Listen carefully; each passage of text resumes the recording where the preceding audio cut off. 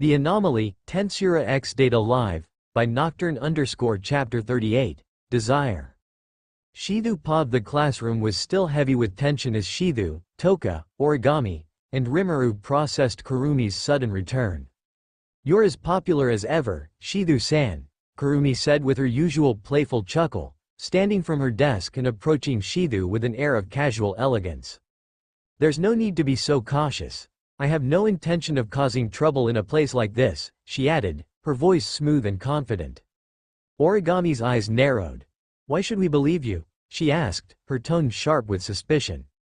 Kurumi smirked knowingly. "If I wanted to resort to violence, I could simply manifest my angel right now. Taking hostages would be as easy as breathing." She paused, her gaze shifting toward Rimuru. "But alas, Rimuru-san's presence complicates things. It wouldn't end well for me, would it?" Kurumi's acknowledgement of Rimuru's strength was enough to keep her actions in check, at least for now. While Origami and Toka remained wary, Rimuru showed no visible signs of concern, her calm demeanor suggesting a silent acceptance of Kurumi's presence. Later, during lunch, Shithu found himself alone with Kurumi outside the classroom, the atmosphere between them slightly more relaxed but still tinged with unease. "You're not here just to enjoy school life, are you?" Shithu asked, cutting straight to the point. Kurumi tilted her head, a sly smile playing on her lips. "But wouldn't that be lovely? If that's the case, would you throw me a welcome party? Of course, after my power is sealed." Her casual acceptance caught Shithu off guard. "Wait, what?" he asked, blinking in surprise. "I said I'm fine with entrusting my spirit power to you," Kurumi repeated, her tone light but firm. However what?" Shithu pressed, his confusion growing. Kurumi chuckled, her crimson and gold eyes gleaming with amusement. "Let's discuss the details after school. There are far too many ears here for my liking." Without waiting for a response, Kurumi turned and walked away, leaving Shithu to wonder what exactly she had in mind. Rimuru Pav. As the final bell rang, Rimuru found herself lingering in the classroom alongside Shithu and the other spirits for a brief meeting. "Well, I'll get going," Shithu said, standing and slinging his bag over his shoulder. "Are you sure, Shido? Wouldn't it be safer if we came along?" Toka asked, her concern evident in her voice. "Toka's right," Origami added. "Kurumi isn't someone to be taken lightly. If you plan to face a spirit cloaked in shadow, you'll need our support," Kagaya exclaimed, her determination blazing in her eyes. "Agreement. It would be unwise to face her alone," Yuzuru said, nodding firmly. Shithu smiled at their worry but gently shook his head. "Thanks, everyone, but I'll be fine. It's true Kurumi is dangerous, but she's never gone back on her word. I trust her on this." He paused, his expression softening. "Besides, if I can't even talk to Kurumi one-on-one, then how can I hope to seal her spirit power?" Rimuru leaned back in her chair, smirking faintly. "Well, if that's what you want. Honestly, I was about to tell you to do it by yourself anyway, so go on." Reassured by her confidence, Shithu nodded and left the classroom, heading toward the rooftop where Kurumi had promised to meet him. The spirits, however, couldn't shake their worry. One by one, they quietly decided to follow him, trailing behind stealthily, though their footsteps might as well have been thunderous to Rimuru's ears. Rimuru, watching them sneak off before heading out of the school on her own. Walking through the streets alone, Rimuru's thoughts began to drift. "It's been months since I arrived in this world. I wonder how things are going back in Tempest." Her pace slowed slightly as she continued musing. "I hope everything's still running smoothly and that nothing's gone horribly wrong." She shook her head and chuckled softly. Knowing Benimaru and the others, they've probably got everything under control. Back in Tempest, the city buzzed with life. Adventurers filtered in and out of the dungeon, merchants hawked their wares in bustling streets, and Rimuru's subordinates worked tirelessly. In the main building, Benimaru was seated behind a desk, a small mountain of paperwork in front of him. His brow furrowed in concentration as he diligently tackled Rimuru's responsibilities. Elsewhere, Shuna moved gracefully through the halls, keeping everything spotless while occasionally scolding Milam and Veldora for their rambunctious antics. Meanwhile, Diablo and Xian were their usual selves except for the giant slime plushie they clung to as tears streamed down their faces. "Oh, Rimuru-sama, Shion sniffled. When will you return to us? I will not falter, Shion, Diablo declared dramatically, clutching the plushie tighter. I shall endure until Rimuru-sama graces us with his presence once more. Back in the present, Rimuru exhaled softly, a faint smile tugging at her lips. She felt a sense of relief knowing her people were likely handling everything just fine without her. As she neared the spirit house, a sudden wave of dizziness washed over her, forcing her to halt. She braced herself against a nearby lamppost, her vision momentarily blurring before snapping back into focus. What was that? She murmured, glancing around. Everything looked the same, yet something felt off. Turning her head back toward the school in the distance, unease bubbled up in her chest. I suddenly have a bad feeling about this, she thought, narrowing her eyes. And with that ominous thought lingering, she continued on her way.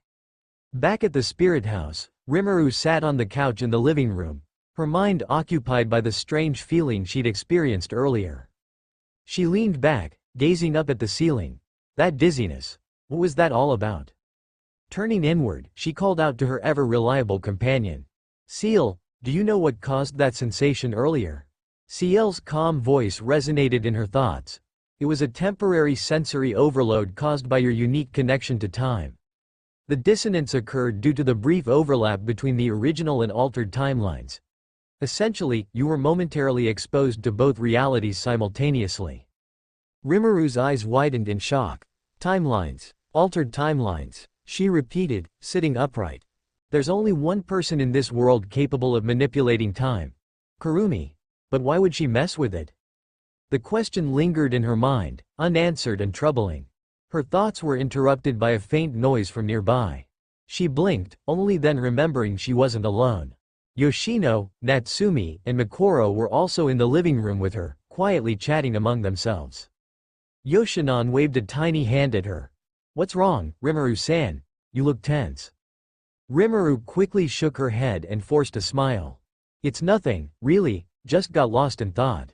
The front door suddenly opened, and the rest of the spirits stepped inside, their chatter filling the room. Oh, you guys are back already? Rimuru asked, trying to shift her focus.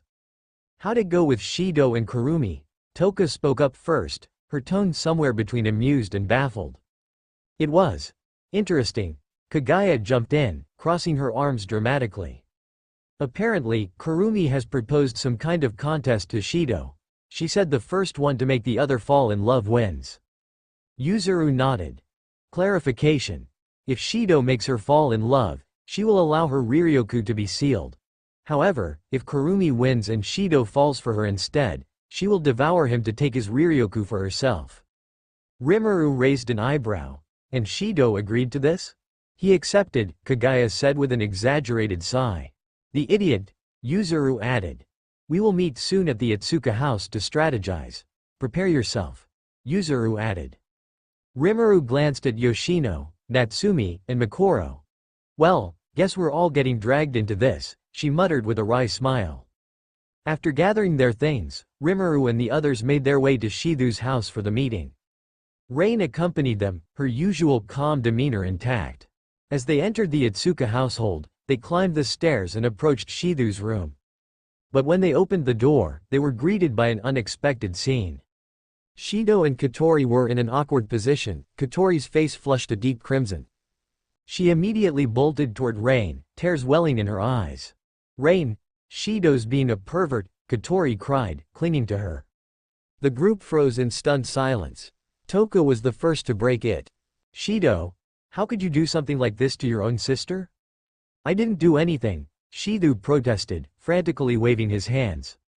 The room erupted into chaos as accusations and misunderstandings flew, leaving Rimuru standing off to the side, pinching the bridge of her nose. Shizu paused once the situation calmed down. Katori let out an exasperated sigh and explained everything. Shido and Kurumi are locked in a contest to make the other fall in love first, Katori began, arms crossed. But let me be clear. Kurumi's ultimate goal hasn't changed. She's still after spirit powers, and that includes yours, Shido. So, stay on your guard.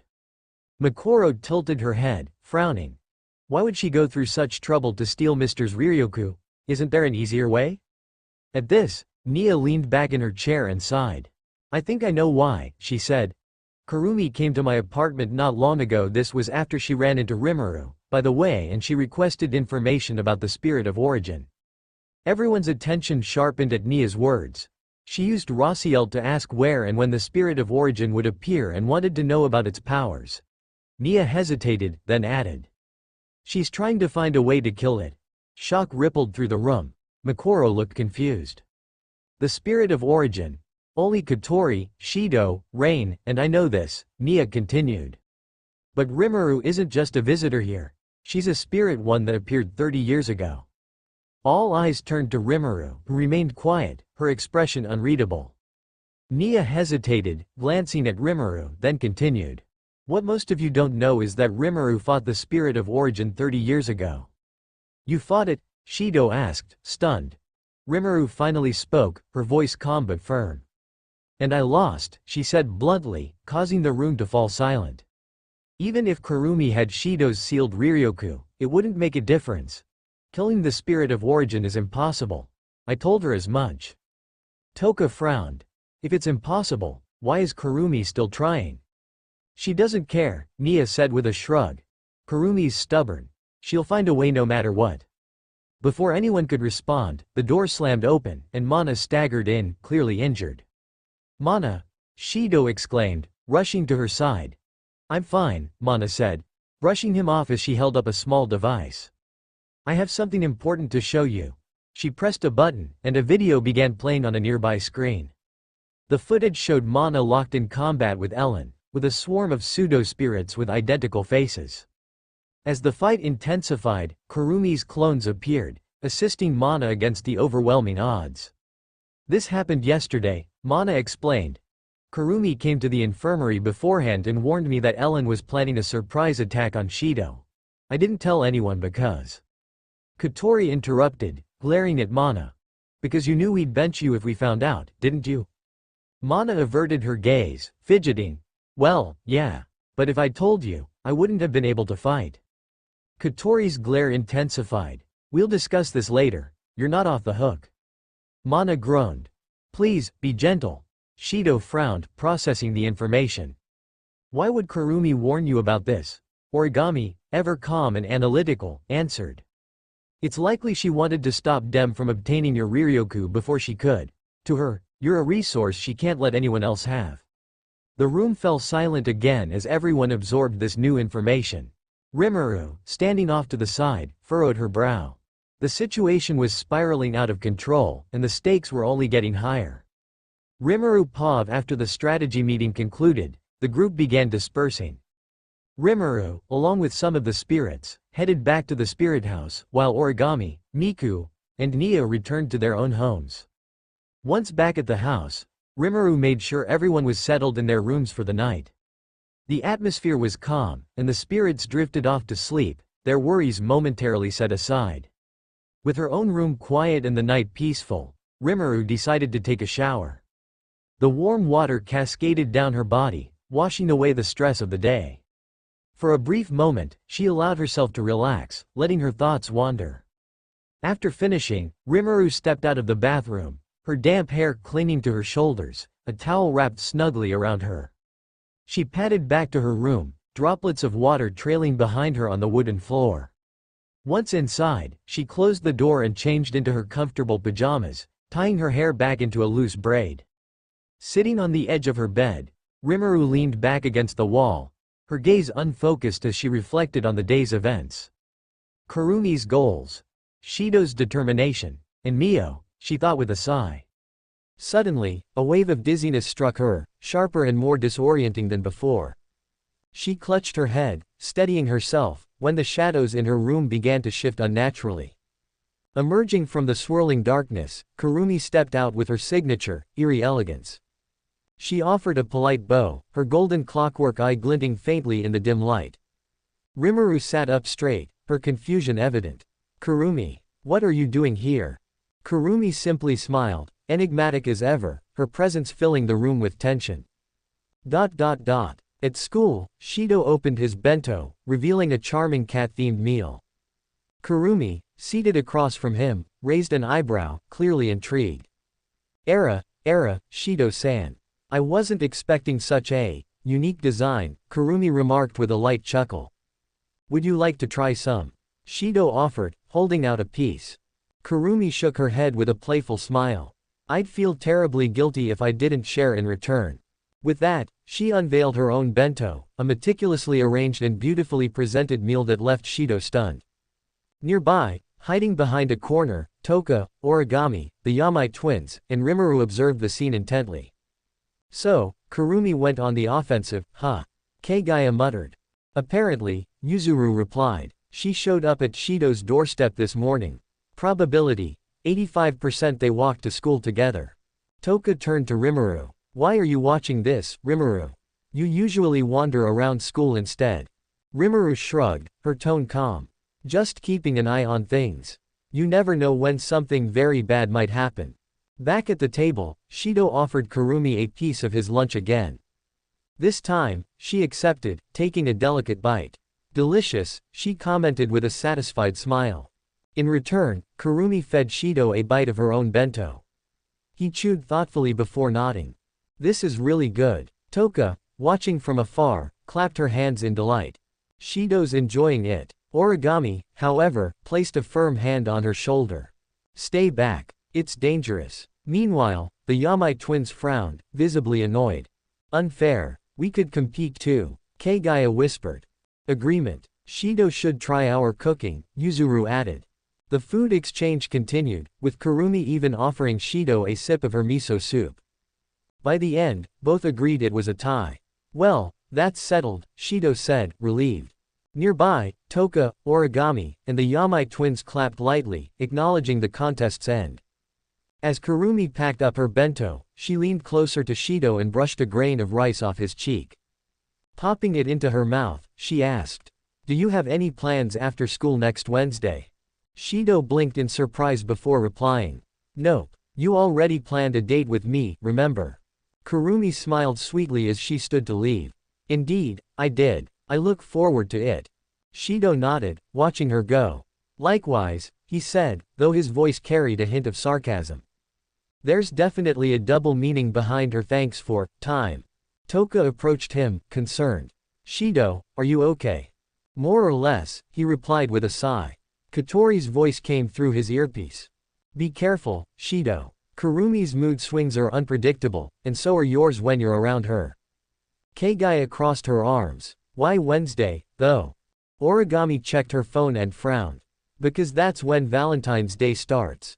The group exchanged uneasy glances as Shido let out another sigh. Shido paused. During the quiet nighttime at the Itsuka residence, the topic of Valentine's Day became the center of attention in the living room. "You get chocolate from people who like you. Wow, what a fun day!" Toka exclaimed, her excitement lighting up the room.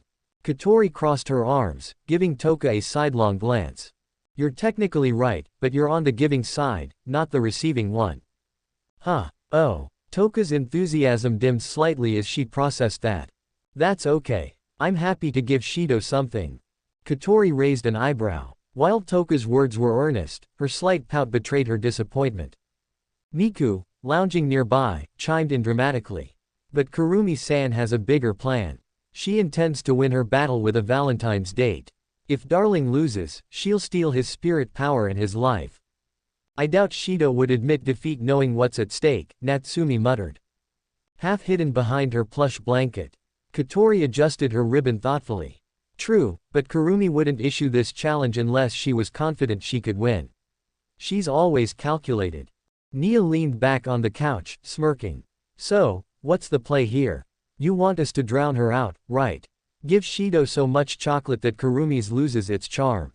"Exactly," Katori replied. "If Shido gets chocolate from all of us, her efforts won't stand out."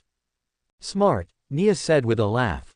"If I were a guy and only got chocolate from Kurumin, I'd probably fall for her too." Origami spoke up matter-of-factly, her tone unwavering. "It's a wise strategy, but irrelevant for me. I was planning to give him chocolate regardless." Katori sighed, rolling her eyes. "Figures. Anyway, the second play is... Rimuru paused. Last night, the stillness of Rimuru's room was shattered by an unexpected visitor. Emerging gracefully from a shadow on the floor, Kurumi appeared, her crimson eye gleaming in the dim light. "Kurumi, what are you doing here?" Rimuru asked, her tone calm yet laced with suspicion as she sat up on her bed. Kurumi's lips curved into a familiar enigmatic smile, her presence filling the room with an unsettling tension. "Good evening, Rimuru-san," she said softly, her voice smooth as silk. "I've come to tell you something you must know." "And what would that be?" Rimuru asks, narrowing her gaze. Kurumi tilted her head, letting a brief silence hang in the air before answering. "The day after tomorrow, Dem will launch a sneak attack on Shido-san early in the morning." The words hung heavy in the air, and Rimuru's expression tightened for a brief moment, her sharp gaze locking onto Kurumi. "Kurumi, you've gone into the past and changed the timeline, haven't you?" she asked, her voice steady but edged with urgency. "Why?" "No. Let me guess. Something bad happened." For the first time, Kurumi's smile faltered, her crimson eye narrowing slightly in surprise before she quickly masked it. "As expected of you, Rimuru-san," she said, her tone a mix of admiration and melancholy. "You catch on so quickly." Her smile faded, replaced by a sad, almost haunted expression. "Yes, it's true. Something bad did happen. Something catastrophic." "What happened?" Rimuru asked, her voice calm but her gaze unyielding. Kurumi's expression grew serious as she walked toward Rimuru's bed. "Perhaps, it's better to show you than to explain," she said softly, sitting beside Rimuru. "Please, prepare yourself." Before Rimuru could respond, Kurumi raised her elegant hand, summoning the clock face of Zafkiel behind her. Her voice was steady as she called out, "Yud." Pulling the trigger of her flintlock, a swirl of ethereal energy surrounded Rimuru as the memories from another timeline began to flood her mind. The vision began in a fiery haze. The city was engulfed in chaos, its once vibrant skyline reduced to ash and flame. Screams echoed in the distance as buildings crumbled, and the sky was painted a sickening shade of crimson. Among the destruction, inverse spirits rampaged uncontrollably, their distorted forms radiating overwhelming malice. Familiar faces twisted in unnatural ways filled Rimuru's vision. Toka, Origami, the Yamai twins, Katori and the other spirits all inverse, all wreaking havoc. And at the center of the devastation lay Shido, his lifeless body crumpled on the scorched earth. The despair etched on his face was palpable even in death. The vision blurred, skipping forward to show Kurumi fighting desperately, her clones overwhelmed as she struggled against the onslaught of Dem's forces and the inverse spirits. Her voice echoed through the memory, filled with desperation. I tried so many times. But no matter what I do, it always ends the same. Shido-san dies. The spirits fall. The world burns." As the flood of memories subsided, Rimuru's breathing was steady, but her expression was unreadable. The room felt heavy, like a storm was brewing. Then, without warning, a surge of powerful, malevolent energy erupted around her. A deep, violet aura consumed the room, radiating an intense, suffocating anger. The sheer weight of it caused Kurumi to take a step back, her crimson eye wide with shock. This was no ordinary aura, it was the mark of inversion. But just as quickly as it appeared, it dissipated. Rimuru exhaled slowly, her expression serene as if the overwhelming rage had been nothing more than a passing breeze. "Oh," she said lightly, meeting Kurumi's gaze. "Sorry about that. I was just angry for a moment there." Kurumi stared at her in disbelief. She had felt the raw power behind that aura, the edge of something far darker than she expected. Yet Rimuru had calmed it instantly, as if sheer will alone had subdued it. Breaking the silence, Kurumi straightened herself and spoke cautiously. "In all the timelines I've traversed, Rimuru-san, you're the only one who didn't turn inverse. But the others." Her voice trailed off, filled with a sorrow she rarely displayed. Rimuru closed her eyes, processing what she had seen and heard. After a moment, she opened them again, her gaze sharp but calm. "I see. Thanks for telling me all this, Kurumi. It explains a lot." Kurumi's enigmatic smile returned, though it was softer this time, tinged with respect. "Good night, Rimuru-san. Please save Shido-san." With that, she stepped back into the shadows, her figure fading into the darkness as if she had never been there. Left alone in her room, Rimuru stared out the window at the starry night, her mind swirling with thoughts. Shido awoke groggily, rubbing his eyes as he shifted beneath his blanket. Something felt off. No, three somethings felt off. He froze as he noticed figures lying beside him. Pulling the blanket back slightly, he was met with the sight of Origami, Miku, and Nia. "What the?" Shido exclaimed, his face turning crimson. The three of them stretched lazily, as though waking up from a peaceful slumber. "Oh, good morning, darling," Miku purred, leaning closer. Origami, as blunt as ever, chimed in. "We decided to help you prepare against Kurumi's seductive tactics." "And what better way than a hands-on experience?" Nia added with a sly grin. Shido scrambled out of bed, clutching his blanket. "Get out of my room. What kind of logic is that?" Despite their protests, Shido managed to shove all three out of the room, slamming the door behind them. He leaned against it, breathing heavily. "What is wrong with them?" he muttered to himself, shaking his head. Just as he started to relax, a faint noise caught his attention. It came from outside his window. His heart skipped a beat as he approached cautiously, half expecting to see Kurumi. Instead, what greeted him was far more sinister. A group of identical figures hovered just beyond the glass, their expressions devoid of emotion. "Good morning, Itsuka Shido," one of them said in an eerily cheerful tone. "We are the Nibelcole creations of Dem." Before Shido could respond, they shattered the window and lunged toward him. Instinctively, he raised his arms to shield himself, but their attack was swift, slashing at him with the intent to kill. Pain shot through Shido's body as their attacks connected. However, instead of succumbing, the familiar warmth of Kotori's healing power surged through him, a side effect of her angel, Kamiel. His wounds closed rapidly, but the Nibelcole merely tilted their heads. "How fascinating," one of them said, as if they were observing an experiment. "Let's see how many times you can die before it stops working." They lunged again, but before they could land another strike, something blurred past them. In an instant, limbs flew through the air, severed cleanly. One by one, the Nibelcole fell, unable to process what was happening. When the chaos settled, only one remained, pinned to the wall by a glowing katana that pierced her stomach. She writhed in pain but found herself unable to phase into her usual incorporeal state. Standing before her was Rimuru, her expression unreadable except for the cold fury burning in her eyes. "You won't die from this," Rimuru said flatly, her tone carrying a chilling finality. "And you won't escape, either. I made sure of that." The remaining Nibelcole whimpered as Rimuru stepped closer, gripping her by the head and forcing her to meet her gaze. Her grip was ironclad, her presence oppressive. "Now," Rimuru said, her voice low and dangerous. "What is Westcott planning next?" The Nibelcole squirmed, her fear palpable. But Rimuru tightened her grip, her irritation bleeding through as her aura flared for just a moment, a flash of something dark, something primal. Shido, watching from the corner of the room, was frozen in place.